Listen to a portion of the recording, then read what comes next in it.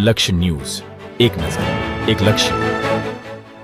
ડભોઈ કરનાળી કુબેર ભંડારી મંદિર વિવાદ વચ્ચે ધારાસભ્ય શૈલેષ મહેતાએ મંદિરના કપાટ ખોલ્યા.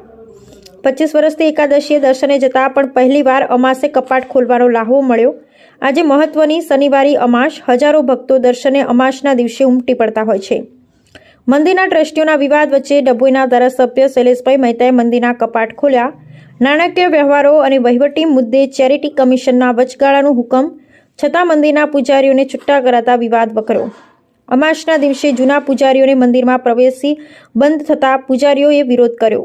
ડભોઈ પોલીસનો ચુસ્ત પોલીસ બંદોબસ્ત વચ્ચે હજારો ભક્તો દર્શને પહોંચ્યા બાદ ધારાસભ્ય શૈલેષ મહેતા પહોંચ્યા કરનાળી. કપાટ ખોલી દર્શન ખુલ્લા મૂક્યા બાદ ભક્તોએ પ્રભુના કર્યા દર્શન. પૂજારીઓ સાથે બેઠક કરી મામલો શાંત પાડ્યો. નવા ટ્રસ્ટી નિમાયા બાદ 5 ટ્રસ્ટીઓના 2 ભાગ પાડ્યા. 3 સ્થાનિક ટ્રસ્ટી અને 2 નિરંજની અખાડાના સંતો વચ્ચે કરનાળી મંદિરનો વિવાદ. વર્ષોથી અહીંયા આવું છું, લગભગ 26-27 વર્ષ થયા. વદ 11ના દિવસે આવું છું. શરૂઆત અમાસથી કરેલી. આજે શનિવારી અમાસ છે અને શનિવારી અમાસના દિવસે આજે કુબેર દાદાના કપાટ ખોલવા માટેનો મને જે લાવો મળ્યો છે એટલે કુબેર દાદાનો આભાર માનું છું કે એમને આ લાવો આપ્યો અને એમની ઈચ્છા હશે ત્યારે આવીને કપાટ ખોલીશ. પણ જે રીતે અત્યારે કુબેરના દર્શન માટે ભક્તો પધારી રહ્યા છે અને અત્યારે મને કહેવામાં આવ્યું 9 વાગ્યાથી લોકો આવ્યા છે અને 12 વાગ્યા સુધી બેસીને 12 વાગ્યા પછી કપાટ ખુલે પછી જ દર્શન કરતા હોય છે લાઈનમાં. અને આજે નાદેડના ધારાસભ્ય પણ અહીંયા આગળ દર્શન એમના ગ્રુપ સાથે આવ્યા છે. એટલે લોકોનો વિશ્વાસ કુબેર દાદા પર વધતો જાય છે અને કુબેર દાદાની કૃપા તમામ લોકો પર વરસતી રહે એવી પ્રાર્થના પણ કરું છું. જે રીતે કુબેરનો વિકાસ થઈ રહ્યો છે અને આજે અહીંયાથી એવું કહેવામાં પણ આવ્યું છે કે હવે મંદિર દ્વારા કરનાળીનો સમગ્ર કરનાળી ગામનો પણ વિકાસ હાથ ધરવામાં આવશે. એટલે કરનાળી ગામને કુબેર મંદિર દત્તક લેશે, ટ્રસ્ટ દત્તક લેશે અને એના દ્વારા અને જરૂર પડે નિરંજની અખાડા ટ્રસ્ટ પણ એમાં સહયોગ આપશે અને કરનાળી ગામનો વિકાસ કરશે. ત્યારે હું નિરંજની અખાડાના તમામ સંતોનો પણ આભાર માનું છું. जय महाकाली माँ। निरंजनी पंचायती अखाड़ा कुबेरेश्वर महादेव मंदिर कुबेर भंडारी मंदिर में आज अमावस्या का दिन है।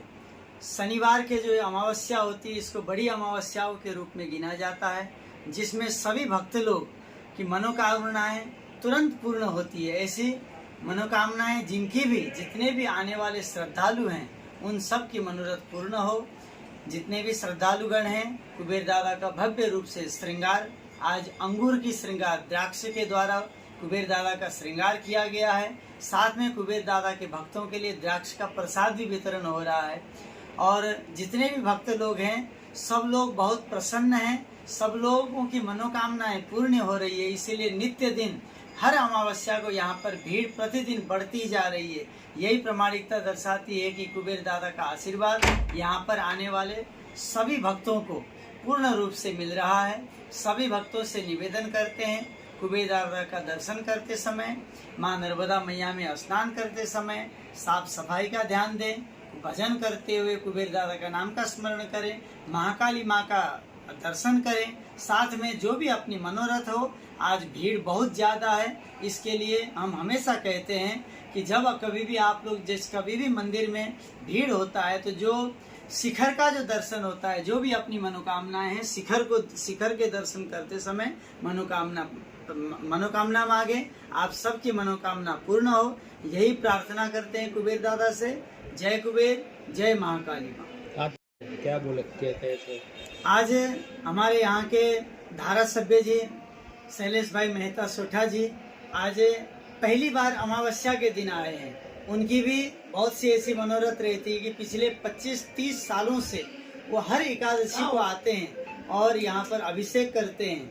साथ में आज उनको कुबेर दादा ने ऐसा उनके मन के अंदर ऐसी भावनाएं जागृत की कि वो आकर के आज बोले मेरे को अमावस्या में दर्शन करना है। आज दर्शन भी किए, साथ में हम लोग साथ में खड़े होकर के कुबेर दादा का पट भी खोला और उनको बहुत आनंद प्राप्त हुआ। हम चाहेंगे कि इसी प्रकार से वो सदैव यहाँ पर आते रहें और सब भक्तों का भी मनोरंजन पूर्ण होता रहे। जय कुबेर, जय महाकाली।